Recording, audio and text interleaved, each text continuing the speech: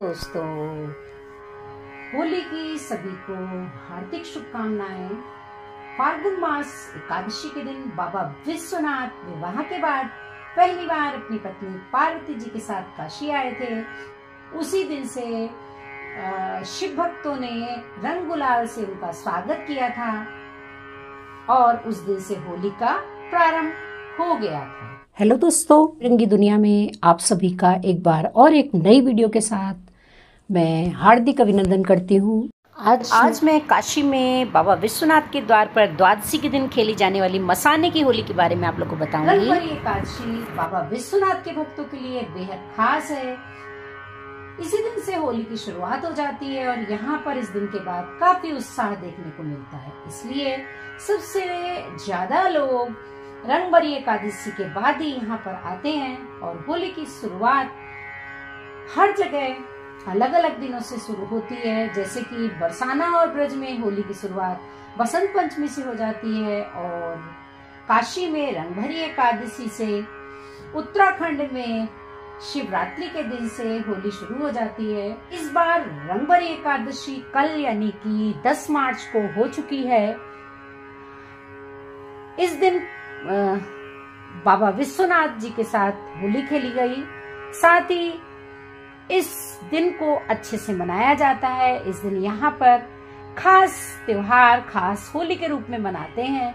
चलिए आपको बताते हैं कि किस तरह से यहाँ होली होती है और किस तरीके से होली खेली जाती है।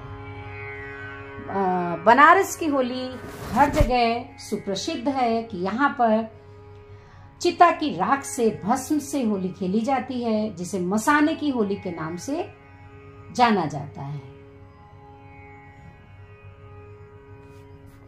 काशी में जब होली की शुरुआत होती है तो भगवान शिव और माता गौरी के साथ गुलाल खेला जाता है। क्योंकि रंगभरी एकादशी के दिन ही शिवरात्रि में विवाह के बाद भोलेनाथ अपनी पत्नी के साथ काशी पहली बार विराजे थे। इस दिन इनके साथ जो होली खेली जाती है, ऐसा कहा जाता है कि इससे वैवाहिक जीवन अच्छा होता है। इस दिन बाबा विश्वनाथ और माता गौरी का श्रृंगार किया जाता है। साथ ही गाजे बाजे के साथ हर कोई इंसान नाचता झूमता हुआ दिखाई देता है और होली के त्योहार को बड़ी खुशी से मनाता है। इसी के साथ पहली बार माता पार्वती ससुराल के लिए प्रस्थान करती हैं और काशी में रंगोत्सव का उत्सव भी शुरू हो जाता है। रंगोत्सव के त्योहार को मनाने के पीछे कई सारी कथाएं हैं। एक कथा के अनुसार रंगभरी एकादशी के दिन भगवान शिव माता गौरी के साथ विवाह के बाद पहली बार काशी आए थे। इस मौके पर भोलेनाथ ने अपने गणों के साथ इसे रंगों के साथ होली के रूप में मनाया था। तभी से इस होली की मनाने की परंपरा चली आ रही है। भगवान शिव और माता पार्वती को इस दिन रंग जरूर लगाएं। रंग तो कल हो चुकी है, ये आज के दिन मैं आप लोग के साथ पोस्ट कर रही हूँ। ये वीडियो कल ही आ जानी चाहिए थी, लेकिन कल एकादशी की वीडियो मैंने आप लोग के साथ शेयर की है। वाराणसी में भक्तों ने बाबा विश्वनाथ के साथ भस्म की होली खेली, जिसके साथ ही वहाँ होली महोत्सव की शुरुआत हो चुकी है। होली का ये पर्व 5 दिन तक चलता है। इस दौरान शिव मंदिरों में भस्म के साथ ही भक्त फूल और अबीर गुलाल के साथ भी होली खेलते हैं।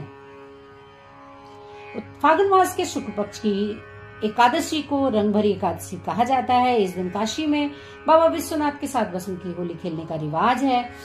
इस दौरान बाबा भोलेनाथ का विशेष रूप से श्रृंगार किया जाता है।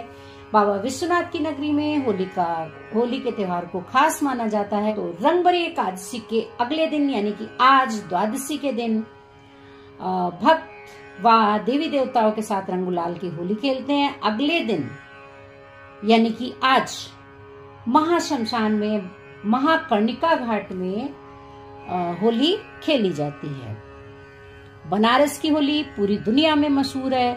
यहाँ बाबा विश्वनाथ अपने भक्तों के साथ महाशमशान में होली खेलते हैं। होली का ऐसा अद्भुत नजारा पूरी दुनिया में काशी के अलावा और कहीं देखने को नहीं मिलता है, जहाँ जलती चिताओं के बीच अघोरी और शिव के गण होली खेलते हैं।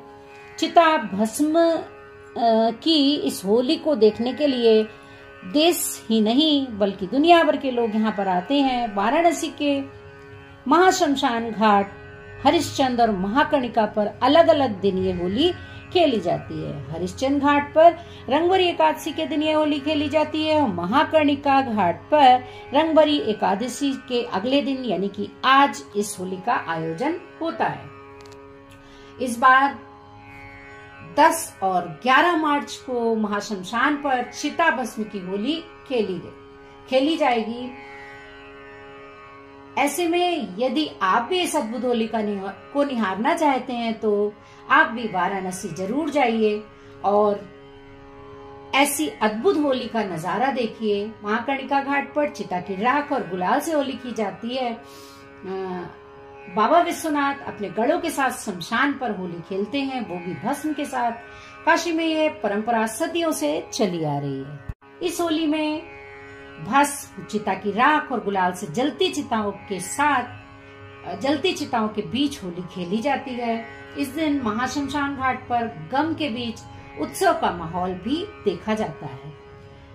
ऐसी तस्वीर आपने दुनिया भर में ना ही कहीं देखी होगी और ना ही कहीं सुनी होगी। एक बार मैं फिर आप लोगों को बता दूं कि ऐसी मान्यता है कि महादेव भोलेनाथ रंगभरी एकादशी के दिन पार्वती जी के साथ विवाह कर काशी पहली बार लेकर आए थे। तो इस दिन सभी ने उनके साथ गुलाल से होली खेली थी, लेकिन इस खुशी में भूत प्रेत, अघोरी, साधु और कई अन्य जीव जंतु शामिल नहीं हो सके थे। इसलिए रंगभरी एकादशी से अगले दिन महादेव ने इन लोगों के साथ मशान की होली खेली। इस दिन उन्होंने महादेव के साथ चिता की भस्म से होली खेलने की परंपरा शुरू कर दी। तभी से ये परंपरा चली आ रही है और आज भी इसे शिव जी की भक्ति का प्रतीक माना जाता है। इस होली से जुड़ी एक और मान्यता है जिसके अनुसार भोलेनाथ ने यमराज को पराजित कर दिया था। इसके बाद चिता की राख से होली खेली गई थी। मसान की होली के दिन विशेष रूप से अघोरी साधु इस अनोखी होली में भाग लेते हैं। ये साधु चिताओं की भस्म अपने शरीर पर लगाते हैं और भगवान शिव की आराधना करते हैं। उनके अनुसार यह मृत्यु का उत्सव है क्योंकि मृत्यु से ही मुक्ति मिलती है। अघोरी साधु इस दिन भांग और चिता भस्म को प्रसाद की तरह अपनाते हैं। कहते हैं कि इस दिन शिव बारात के रूप में नागा साधु, तांत्रिक, अघोरी साधु काशी की गलियों में होते हुए महाकर्णिका घाट जाते हैं और शवों की चिताओं से निकलने वाली भस्म को अपने ऊपर लगाते हैं। बनारस में मसान की होली 11 मार्च 2025 यानी कि आज मनाई जाएगी। यह होली महाकर्णिका घाट पे खेली जाएगी। इसमें रंग का नहीं बल्कि मृतकों की चिताओं की भस्म यानी कि राख का इस्तेमाल होता है। काशी को मोक्ष भूमि माना जाता है और यहाँ मृत्यु दुख नहीं बल्कि आत्मा की मुक्ति का उत्सव माना जाता है। इसी मान्यता के कारण मणिकर्णिका घाट पर मृत्यु को लेकर भय नहीं बल्कि भक्ति और उत्सव का भाव रहता है।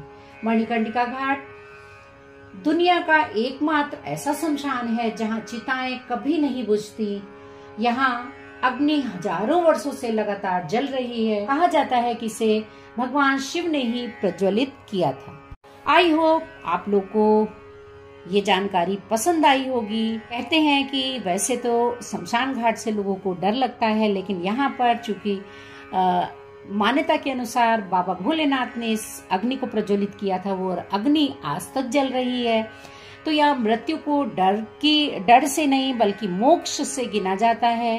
कैसी लगी आप लोग को ये जानकारी बताइएगा और अगर चैनल में पहली बार आए हैं तो चैनल को विद बेल आइकन सब्सक्राइब किए बिना बिल्कुल मत जाइएगा, जिससे ऐसी इंफॉर्मेटिव वीडियो ब्लॉग्स आपको समय पर मिलते रहे। धन्यवाद।